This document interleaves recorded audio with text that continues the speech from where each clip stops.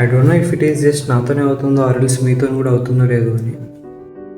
And ఇప్పుడు time వచ్చేసి morning, so చూసుకోవచ్చు మార్నింగ్ 2:54 అవుతుంది. నేను evening heavy upper back workout చేశాను. So my body needs rest, but నా mind it is not letting me to sleep. ఎందుకంటే ఇది నా plan for upcoming 15 months. So ఈ 15 monthsలో I have to do a few things. And ఇంకో 5 monthsలో నాకు ICN show ఉంది. 5 months సరిపోతుందా బ్రో అంటే బాడీ బిల్డింగ్ సరిపోదు. ఐసిఎన్ షో అయిపోయిన తర్వాత ఒక పవర్ లిఫ్టింగ్ కాంపిటీషన్ ఉంది, 12th board exams, and main thing వచ్చేసి నా నీట్ ఎగ్జామినేషన్. అన్ని టార్గెట్స్ పెట్టుకొని లిటరలీ నా మైండ్ కుక్ అయిపోయింది.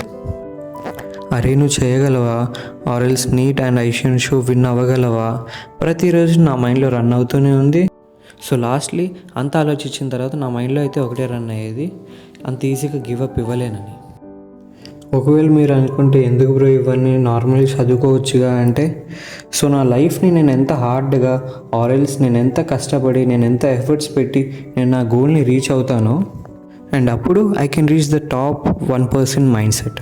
ఫిజికల్లీ మెంటలీ హార్ట్ బిల్డ్ అవ్వాలి అండ్ పర్ఫెక్ట్ పర్సనాలిటీ, అండ్ వీటి కోసం నా టైం ఆర్ఎల్స్ నా లైఫ్ నేను ఎంతైనా హార్డ్గా అండ్ ఎంత ఎఫర్ట్స్ అని పెడతా అండ్ పెట్టాలి కూడా. ఇదంతా చేసేది రైటో రాంగో తెలియదు కానీ, but I have a plan right now. I should work on it. Plan చేసుకుని దాని మీద వర్క్ చేసేదాకా మనశ్శాంతి లేదు అసలు. Is it just me or మీతో కూడా ఇలా అవుతుందా లేదా? If you summon like me, we tell you mate. So all the very best, you will definitely achieve everything. So ఈరోజు కిందే ఉంటా, బాయ్, పీస్.